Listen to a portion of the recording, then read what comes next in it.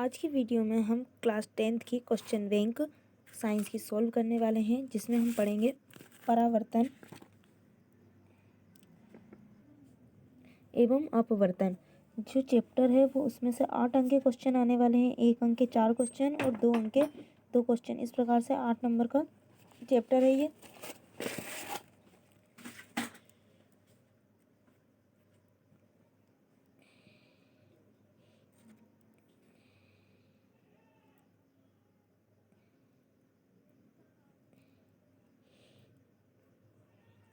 ये दिया हुआ है अध्याय 10 प्रकाश परावर्तन एवं अपवर्तन, जिसमें पहला क्वेश्चन दिया हुआ है कि निम्न में से कौन सा पदार्थ लेंस बनाने के लिए प्रयुक्त नहीं किया जा सकता। तो इसका आंसर है मिट्टी। अगला है किसी बिंब का अवतल दर्पण द्वारा बना प्रतिबिंब आभासी सीधा तथा बिंब से बड़ा पाया गया है। वस्तु की स्थिति कहाँ होनी चाहिए। तो इसका है दर्पण के ध्रुव तथा मुख्य फोकस। अगला है समतल दर्पण की फोकस दूरी होती है। तो समतल दर्पण की फोकस दूरी अनंत होती है। वाहनों में पीछे का दृश्य देखने के लिए किस दर्पण का उपयोग किया जाता है। तो इसमें उत्तल दर्पण का प्रयोग किया जाता है। समतल दर्पण की वक्रता त्रिज्या होती है तो इसकी अनंत होती है। इसके बाद है रिक्त स्थान, जिसमें पहला दिया हुआ है कि गोलीय दर्पण की फोकस दूरी उसकी वक्रता त्रिज्या की आधी होती है। इसके बाद है जब कोई प्रकाश किरण सघन से विरल माध्यम में प्रवेश करती है तो यह अविलंब से दूर हट जाती है। खालिस्तान में प्रतिबिंब वस्तु से छोटा एवं सीधा बनता है। उत्तल में वाहनों के पीछे के दृश्य को देखने के लिए दर्पण का आवर्धन 1 से कम होता है। वस्तुओं को हम खालिस्तान की उपस्थिति में देख सकते हैं तो प्रकाश की उपस्थिति में। इसके बाद है सही जोड़ी। डाईऑप्टर लेंस की क्षमता उत्तल लेंस बीच में मोटा तथा किनारों पर पतला। अवतल लेंस की क्षमता ऋणात्मक होती है। इसके बाद में समतल दर्पण चेहरा देखने के लिए प्रयोग में लाते हैं। एक सरल रेखीय पथ प्रकाश किरण। परावर्तक पृष्ठ गोलीय दर्पण। इसके बाद है सत्य असत्य। सत्य असत्य में पहला दिया हुआ है कि गोलीय दर्पण के परावर्तक पृष्ठ के केंद्र को दर्पण का वक्रता केंद्र कहते हैं। तो आएगा असत्य। वाहनों के पश्च दृश्य उत्तल दर्पण के बने होते हैं। सत्य। अपवर्तन की प्रक्रिया में आपतित एवं निर्गत किरणों का कोणीय मान बराबर होता है। असत्य। वायु का अपवर्तनांक हीरे के अपवर्तनांक से अधिक होता है। असत्य। गोलीय दर्पण का परावर्तक पृष्ठ जिस गोले का भाग होता है उसकी त्रिज्या दर्पण का ध्रुव कहलाती है। असत्य। अब हमारे एक शब्द एक वाक्य में उत्तर लिखिए। तो रेगिस्तान की मरीचिका किस क्रिया का उदाहरण है। तो यह पूर्ण आंतरिक परावर्तन का उदाहरण है। इसके बाद अगला क्वेश्चन दिया है दर्पण सूत्र लिखिए। तो दर्पण सूत्र होता है 1/f = 1/v + 1/u के। अगला है उस दर्पण का नाम लिखिए जो बिंब का सीधा तथा आवर्धित प्रतिबिंब बना सके। तो इसका आएगा अवतल दर्पण। एक आपतित किरण समतल दर्पण 30 डिग्री का आपतन कोण बनाती है। तो परावर्तन कोण का मान कितना होगा। तो परावर्तन कोण और आपतन कोण दोनों ही बराबर होते हैं, इसलिए इसका मान भी 30 डिग्री होगा। अपवर्तनांक किसे कहते हैं। तो अपवर्तनांक वह संख्या है जो बताती है कि उस माध्यम में विद्युत चुंबकीय तरंगों की चाल किसी अन्य माध्यम की अपेक्षा कितने गुना कम तथा अधिक है। इसके बाद है अति लघु उत्तरीय प्रश्न। 2 अंक के यहाँ पे दिए हुए हैं। पहले 6 क्वेश्चन दिए हैं भाग 1 में और भाग 2 में दिए हुए क्वेश्चन है टोटल 13 क्वेश्चन। तो इनको हम अभी इस वीडियो में सॉल्व करेंगे।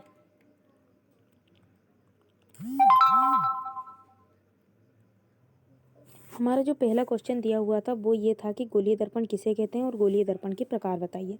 तो जिन परावर्तक वस्तुओं की सतह गोलीय होती है तथा गोलीय सतह में यदि बाहरी या भीतर की ओर पालिश कर दें तो वह गोलीय दर्पण बन जाता है। ये 2 प्रकार का होता है, एक तो अवतल दर्पण और दूसरा उत्तल दर्पण। दूसरा क्वेश्चन था हमारा कि द्विउत्तल लेंस किसे कहते हैं।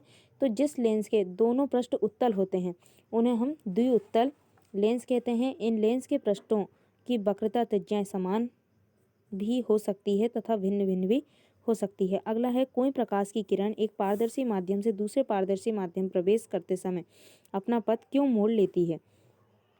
तो क्योंकि प्रकाश का अपवर्तन हो जाता है। किसी माध्यम से प्रकाश स्रोत से निकलने वाला प्रकाश जब किसी सतह पर आपतित होता है तो इस प्रकाश का कुछ भाग सतह से टकराकर परावर्तित हो जाता है, पुनः इसी माध्यम में लौट आता है तथा प्रकाश का कुछ भाग दूसरे माध्यम में संचरित हो जाता है।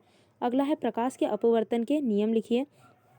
तो प्रकाश के अपवर्तन के नियम निम्न प्रकार से होंगे कि किसी माध्यम में प्रकाश स्रोत से निकलने वाला प्रकाश जब किसी सतह पर आपतित होता है तो इस प्रकाश का कुछ भाग सतह से टकराकर परावर्तित होकर पुनः इसी माध्यम में लौट आता है तथा प्रकाश का कुछ भाग दूसरे माध्यम में संचरित हो जाता है। अपवर्तन के नियम यह हैं कि आपतित किरण अविलंब तथा अपवर्तित किरण एक ही तल में होते हैं और यदि आपतन कोण I तथा अपवर्तन कोण R हैं तो sine I upon sine R, यानी कि अपवर्तन कोण की ज्या साइन I और परावर्तन कोण की अपवर्तन कोण और परावर्तन कोण की ज्या साइन R, दोनों के मध्य का अनुपात एक नियतांक होता है। इसे क्या स्नेल का नियम कहते हैं। जब आप बड़ी क्लास में आओगे तो इसका यूज़ भी है। इसके बाद है, अवतल दर्पण के 2 अनुप्रयोग लिखिए। तो अवतल दर्पण के अनुप्रयोग हजामत बनाने में यानी कि दाढ़ी बनाने में, और अगला है चिकित्सा में।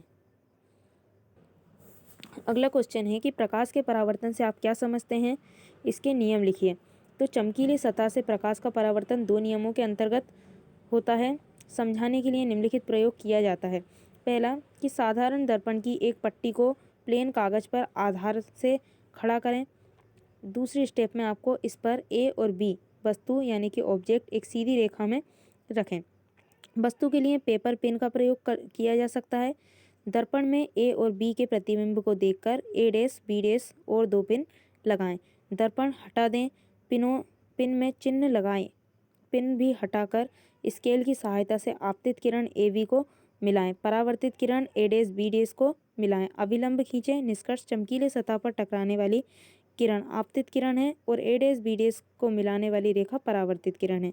नियम, परावर्तन कोण बराबर होगा आपतन कोण के, यदि आप इनको नाप कर देखेंगे तो, और आपतित किरण परावर्तित किरण तथा अविलंब एक ही तल में होते हैं। सभी तरह के चमकीले सतहों से परावर्तन के नियम समान रूप से लागू होते हैं, जिसका डायग्राम इस प्रकार से रहेगा।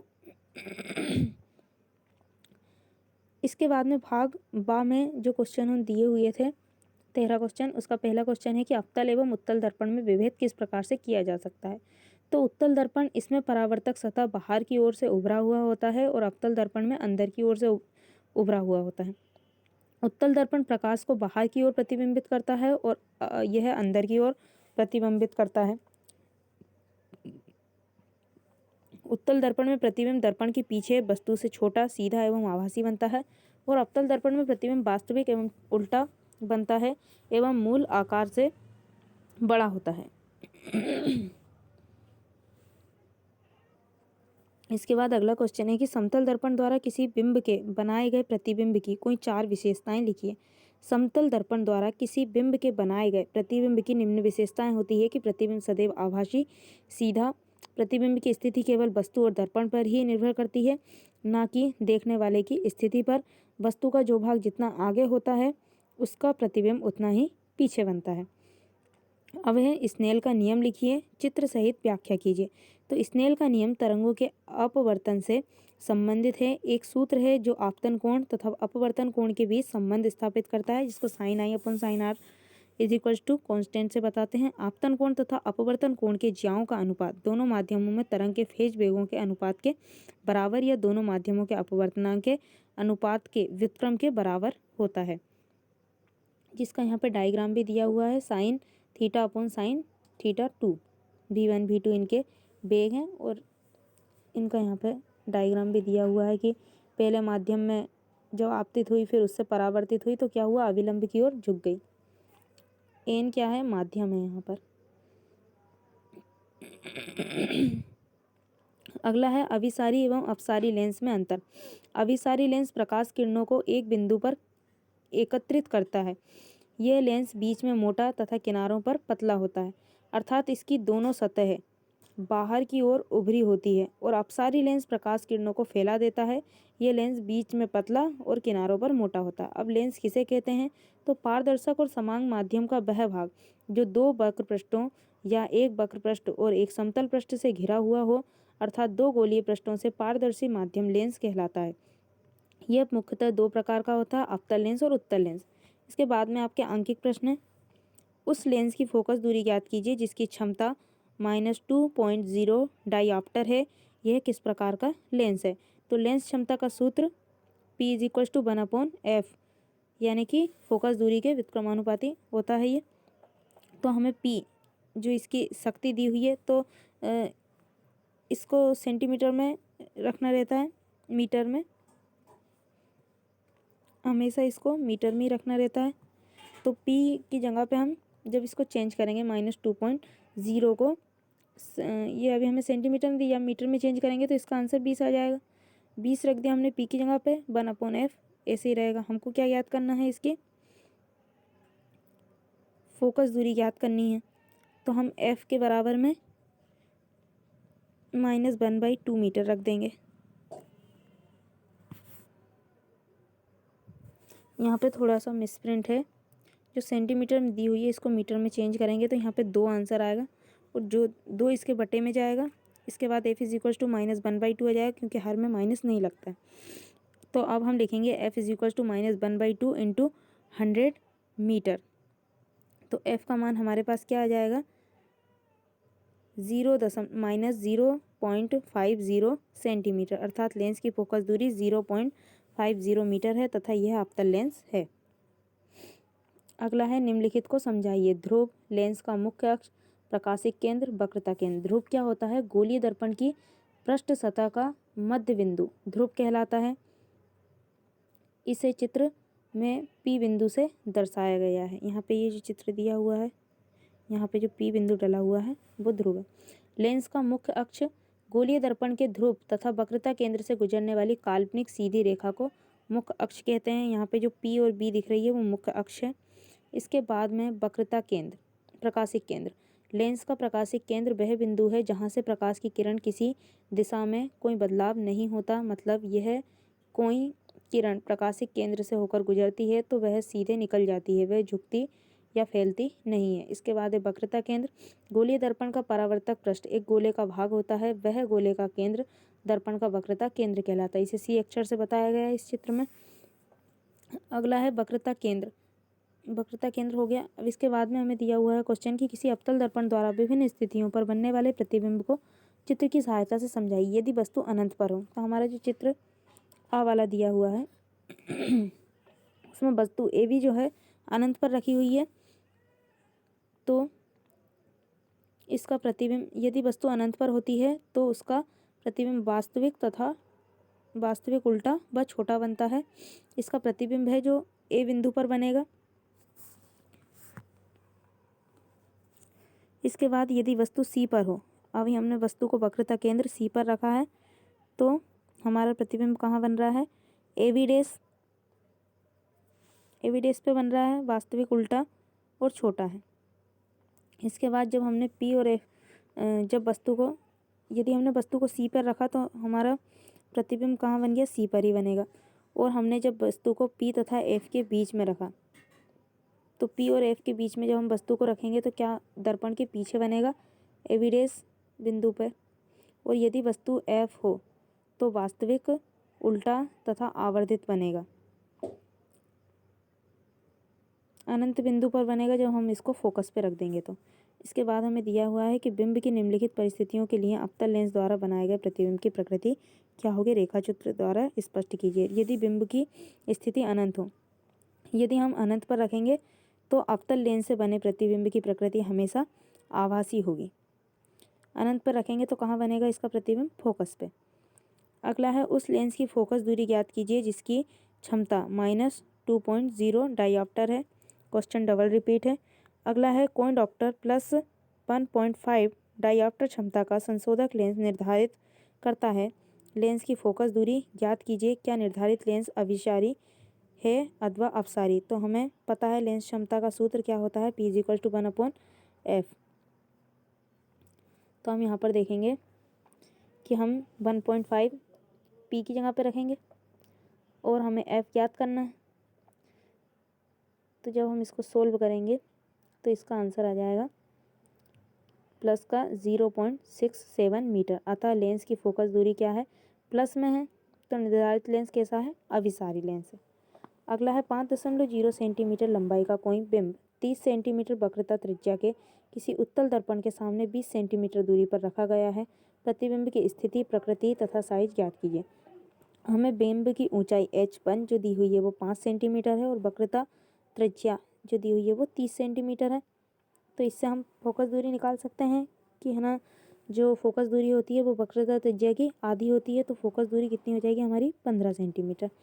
बिंब की दूरी हमें दी हुई है, बिंब की दूरी u माइनस 20 सेंटीमीटर होती है। बिंब की दूरी को माइनस में लेते हैं और प्रतिबिंब की दूरी v हमें ज्ञात करनी है, प्रतिबिंब की ऊंचाई ज्ञात करनी है। हम जानते हैं कि जो हमारा सूत्र होता है 1/v plus 1/u is equals to 1/f के। तो इस प्रकार से हम इस सूत्र में 1/v इज इक्वल्स टू लिख सकते हैं 1/v माइनस 1/f के। यहाँ पर हमने 1/v रख दिया है और 1/f का मान हमने 1/-20 रख दिया है। तो आंसर हमारा 1/15 आ गया है। 1/v इज इक्वल्स टू हमने यहाँ से किसका मान निकाल लिया है, 1/u का। हमारे पास किसका मान आ गया है, 1/f का मान आ गया है। अब हम इस 1/f का मान इस समीकरण में रखेंगे।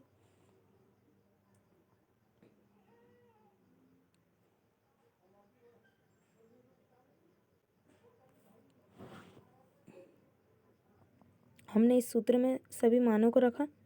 इस प्रकार से हम 1/v का मान निकाल सकते हैं जो कि हमारा आया है 60/7 सेंटीमीटर। जब इसको सोल्व करेंगे तो 8.57 सेंटीमीटर आएगा। प्रतिबिंब दर्पण के पीछे 8.6 सेंटीमीटर की दूरी पर बना है। तो हमें m बराबर पता है कि h2/h1 होता है। तो h2 बराबर हम -v और अपॉन u लिख सकते हैं, क्योंकि h2 इसके बराबर होता है। आवर्धन क्षमता वाला सूत्र इसमें लगेगा। तो h2 हमें ज्ञात करना है और h1 हमें पता है 5 है। -v का मान हमारे पास ऑलरेडी है और u का मान भी है हमारे पास। इन मानों को जब हम इस समीकरण में रखेंगे तो हमें प्रतिबिंब का आकार 2.2 सेंटीमीटर प्राप्त होगा और प्रतिबिंब आभासी, सीधा तथा छोटा होगा। तो इस प्रकार से हमारा जो चैप्टर है ये इस वीडियो में पूरी तरह से कंप्लीट होता है। नेक्स्ट वीडियो में मिलते हैं अगले चैप्टर के साथ।